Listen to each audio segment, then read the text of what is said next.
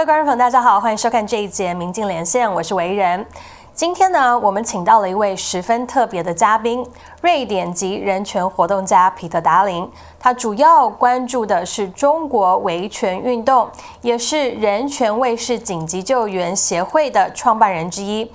也许各位观众朋友还记得，他在2016年的时候呢，在北京以涉嫌危害国家安全罪遭到逮捕。随后呢，中央电视台也播出了他的认罪视频。现在呢，他出了一本新书《媒体的审判》，同时也向英国电信监管机构申诉，指控呢 CCTV 违反广播法规和人权法。So we are very honored to have Mr. Peter Dahlin on the show with us. How are you, Mr. Dahlin? Hi, I'm good. Thank you very much. So Mr. Dahlin is the director of Guard Defend and formerly with China Action. And now you have a new book, Trial by Media, that was out late last year. And we know recently you have filed a complaint with the British telecommunication regulator against CCTV, which is the Chinese state media, China Central Television, for allegedly breaching the broadcasting code and violating the Human Rights Act. And we know what brought us to here was the ordeal you went through back in 2016. So I know a lot of our audience, they've been paying attention on you and this whole progress of the case, but please walk us through of what happened in 2016, specifically January 3rd. January 3rd, I was saying goodbye to my girlfriend, actually planning on escaping China, as I knew from what was being talked about that something was going on. Unfortunately, I was too late, and my house was raided by about 24 state security agents. So you were in the airport, I understand, and so this is new to me. Your intention was to escape China because your home was being raided by 2,000 of policemen. And did you know the reason why they were at your home? What were they searching for? Well, it was reported by lots of media that I was at the airport, but I was actually at home. I hadn't left yet. So when the raid happened, they caught me right away, me and my girlfriend. So it did not happen in the airport. It actually No. happened. Oh, okay. Well, this is also new to me. And during that time, were you surprised? But you kind of saw that coming. I wasn't surprised. I was almost thinking to myself, what took you so long by the time they arrived? Because it had been talked about, many of my colleagues had been called in by police repeatedly the week before, and more questions being directed against me for these people. So I knew that they were under, close watch, or I was under close watch. Right, and you also mentioned that you were thinking to yourself, what took you so long? Because we know that you've moved to China in 2007. Correct me if I'm wrong. So it took about almost 9 years for them to actually put their hands on you. And what were you accused of? We understand on Wikipedia and all the reports, they arrested you for allegedly breaching national security. What were the specifics that you could share with us? Well, I think the reason they've decided to move from monitoring me to detaining me and 4 other colleagues across the country in the same operation was that they were under the belief that I was the mastermind in trying to smuggle the son of Wang Yu out of the country. And the son was caught in Burma and brought back.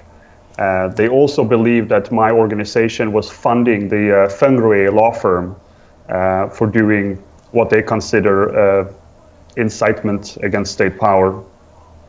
Right, and you said, quote unquote, smuggling Wang Yu's son back to China. To your defense, is this something that's illegal? Is this something that, give us a more background of what the case was? Well, technically, it wasn't actually legal because they were inside what's called a free zone in Burma. So you cannot be charged with illegal smuggling for being there. But that was the charge against the people caught trying to help the son escape through Burma to Thailand and onwards to America. And this all happened as I was returning from Thailand. So, of course, it didn't look very good. And someone who was inside for a while obviously had mentioned my name. But I was indeed not involved in this operation whatsoever. I actually did not even know about it until I read about it in the media. Got it. So that was the allegation against you, and then you were brought into a jail, and then we know you were in confinement for quite a while. So tell us what happened in there. Well, compared to most lawyers and journalists, of course, that goes through this system, residential surveillance at a designated location, or RSDL, my time was very brief. I was inside for a bit less than a month. But inside the system, I, like everyone else, of course, was kept in solitary confinement. You're kept in suicide-padded cells, and you're undergoing daily interrogations, 5-6 hours, strapped to a tiger chair. So it's quite intense for sure. Right. So you say daily interrogation for 5 to 6 hours. Is it consecutive, or do they give you breaks in between? And what were the tactics they were using to interrogate you? No, it's 5 to 6 hours straight. Occasionally, on a bad day, they might do a double session. So then you're looking at 10 to 12 hours. They tend to start late in the evening to make sure that you don't get proper sleep. The techniques they use are largely like a bad American movie, really. They have a good cop and a bad cop. They try to get statements from colleagues or other people being held at the same time and trying to play you against each other. Things like that. It's quite straightforward. In my case, and I've never actually heard of anyone else being through this, I was also put through a lie detector test towards the end. A lie detector? Yes. What is that? Well, they train a number of specialized cameras on your pupils. They attach electrodes to your fingers, and they ask you a number of test questions to measure your physical response to truthful answers and false answers as a way to detect lies. Oh, got it. You say lie detector. I thought you were saying light. Got it. So they actually, throughout the 5 to 6 hour or 10 to 12 hours process of interrogation, they also have lie detector attached to you, monitoring your vital signs to make sure that you are answering all the questions truthfully. And you mentioned that this usually happen late in the evening, so that means you would usually, so say if it starts midnight, you would end from 6 in the morning to 12 noon the next day. And who, do you know who were these people that were interrogating you? Who were these people in when you were in the confinement? Well, I don't know their real names since they work for the Ministry of State Security, not the police. So I only know their nicknames. But I had 2 different interrogators, someone playing the role of a good cop, someone playing the role of the bad cop, as well as a number of other staff. There was 20 to 25 people involved in my case alone. I had an entire wing, actually, in this secret facility with my cell, with the interrogation room, a small meeting room as well. So there was quite a lot of staff involved. And during this time, was your only human interaction with these this good cop and this bad cop, or were you able to talk to anyone outside of this confinement? Were you able to? I'm gonna assume you weren't able to talk to your family, but were you able to talk to anyone else in this confinement situation? Well, you have 2 guards sitting inside your cell 24 hours a day. But they're not allowed to talk to you. They simply take notes on any small movement you make in bed, for example. So no, the interactions you have, they are with the interrogators. Got it. And Did you feel like throughout this process, what was your mental state initially and towards the end? We know we all have seen the confession you make on TV. So what led you to that point? Did you have any other options? Well, it's hard to say really how you feel when you're inside, because you have to really focus everything on the upcoming interrogations. So you can't really allow yourself to let the guard down. You're pretty much on, you're quite high strung the whole time. What you feel will come after you're released and sort of hit you like a bullet. The confession itself didn't come up until the very end, when it became clear to them that I was not involved in this smuggling operation, that we were not funding the Fungeray law firm, and they've decided that they needed to let me go due to the media storm, and they wanted to use my case as propaganda against other potential NGOs doing this kind of work. At that time, it was made quite clear that this process was dependent on this recording, which was never for public. Like with every other victim I've spoken to that gone through forced televised confession, and it's quite a lot of them now, no one is ever told that this is for CCTV, that this is for the public, but this is instead said to be for their superiors higher up to decide on your case.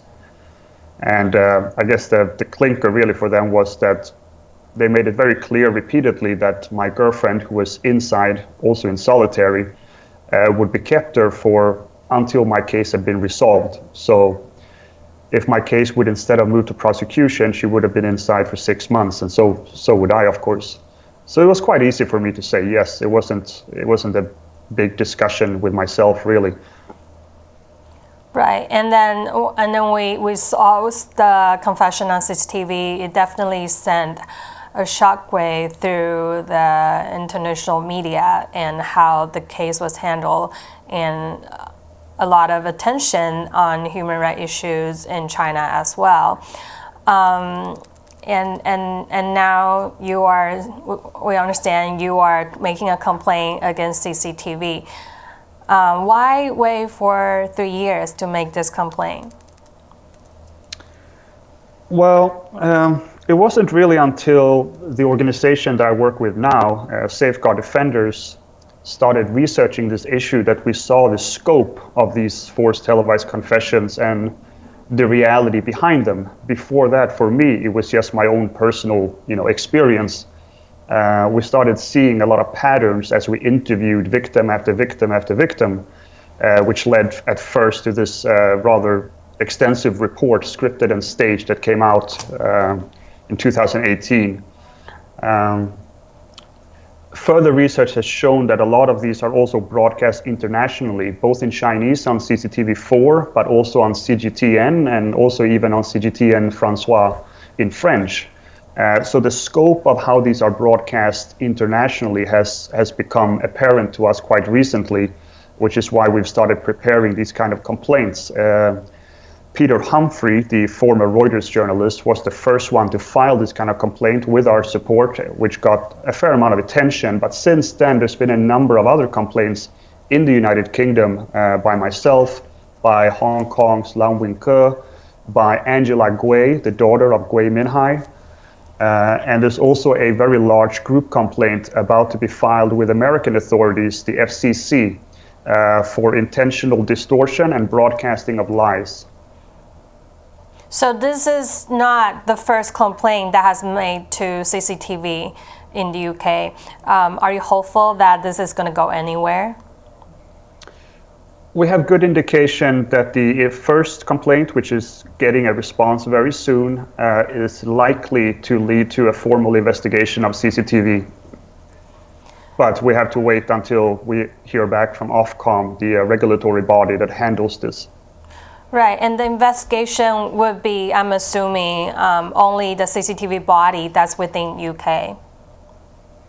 Yes, well, CCTV and CGTN both hold licenses in the UK, and both of them broadcast these confessions. So it's a complaint against both bodies. Right, and different countries and different media outlets, they usually have different points of view and different ways of handling things. So to the international audience, why do you think this kind of broadcasting should be stopped? They can definitely argue that this is how things are being done in China, and all kinds of media broadcasting, there's some sort of propaganda. So why would this not be okay, and why would these be illegal? Well, there are really two answers. The first one is that according to Chinese law, all suspects have the right to a fair trial. And when CCTV cooperate with the police in extracting these kind of confessions, often following prolonged periods of torture, they are denying the right to a fair trial. They become a perpetrator themselves. So this is, of course, not acceptable according to Chinese law either. Secondly, as with Britain, there is a set broadcasting code clearly available that all TV broadcasters, whether you're American or French or Indian or Chinese, must follow. Failure to do so can lead to penalties, including losing your license to broadcast, and it has happened before with these forced televised confessions for an Iranian state TV broadcaster.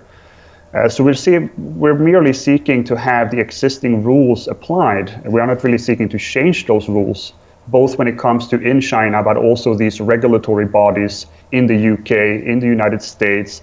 We're also looking in Germany, in France, and a few other places.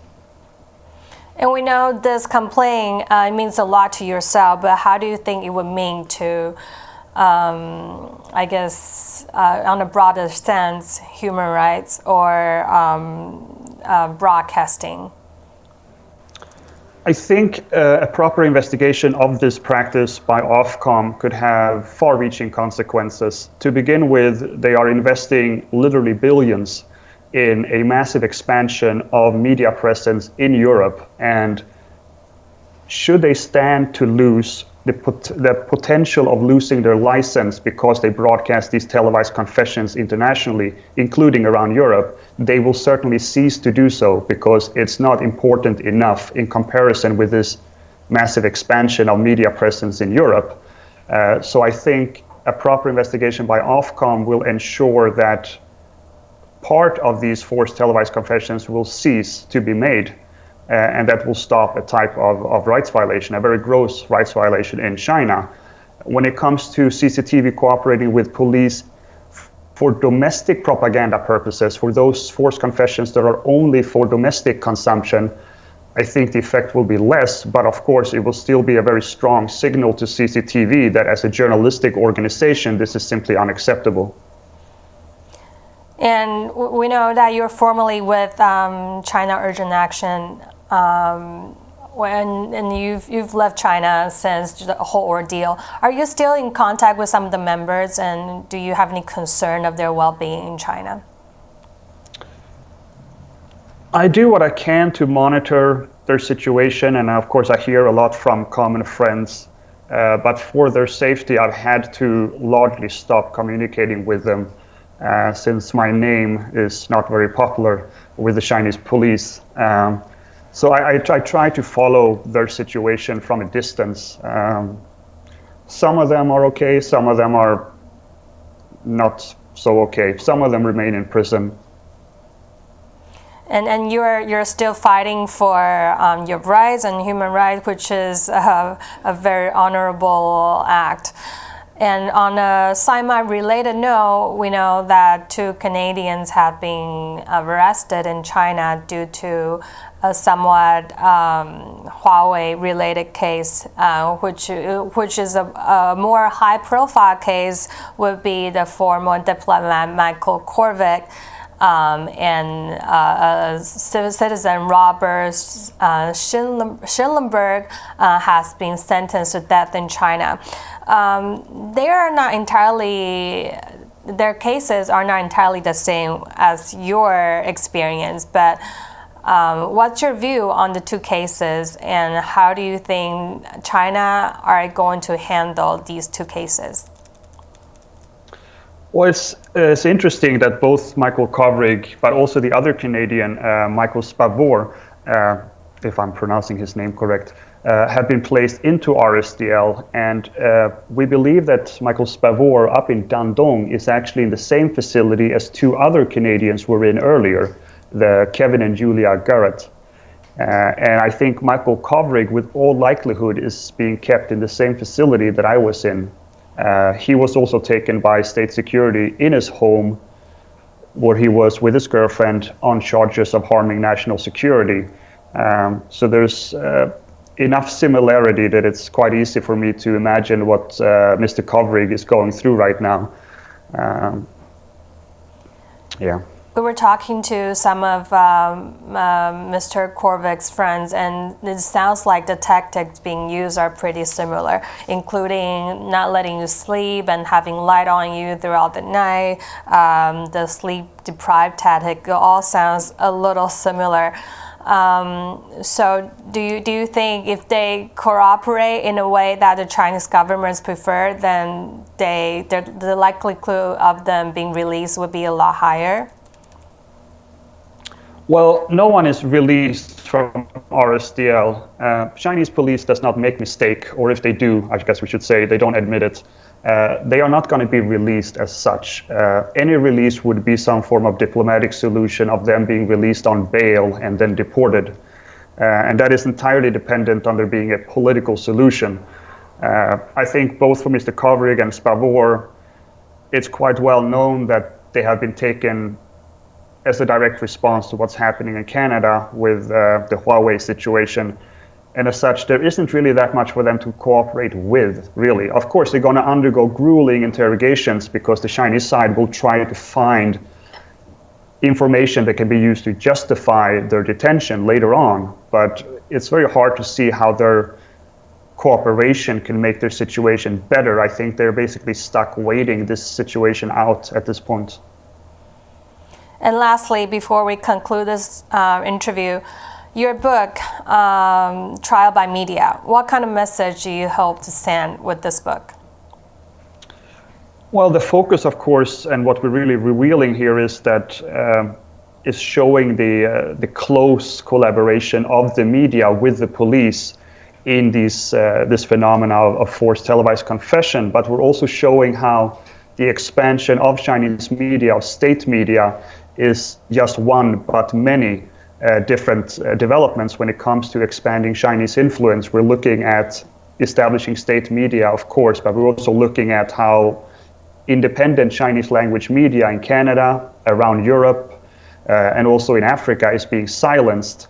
And at the same time, we're seeing strategic investment into owning media outside of China. So we're seeing a lot of different developments working in tandem, really, to establish a stronger voice for China. And again, this is a media that partakes in this kind of behavior with forced televised confessions. So I think it's important to realize what this media is and what they represent. And with your ongoing complaint and the progress of the case, we believe your book is not really ended yet. There's probably more chapters you can add to the book. Unfortunately, yes. And thank you so much for your time with it, and good luck with everything. Thank you.